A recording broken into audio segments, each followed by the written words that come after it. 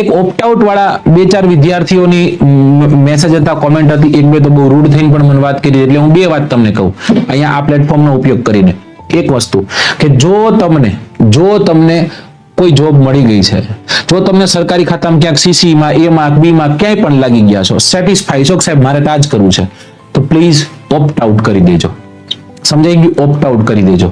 Right? હવે જે બીજી વાત કહું છું ને બહુ મહત્વની દોસ્તો, ભૂલતા નહીં ક્યારે.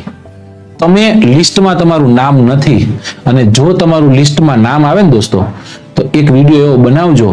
ખબર નથી તમારા માટે ઓપ્ટ આઉટ કોને કર્યું, એક વિડીયો એવો બનાવજો કે જેને મારા માટે ઓપ્ટ આઉટ કર્યું ને એને હું થેન્ક યુ કહું છું. હું ખાતરી સાથે કહું છું કે 99% લોકોમાં આ જીગર નહીં હોય. સમજાણું?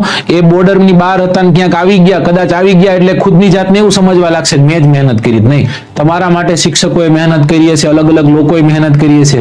જે વ્યક્તિએ પોતાની સીટ બલિદાન આપી તમને એ પોતાની સીટ આપી હશે, સમજો આ સીટ માટે લોકો વર્ષોથી મહેનત કરતા હોય તોય નથી મળતી. ગુણ કોઈ દિવસ ભૂલવાના નહીં કોઈ.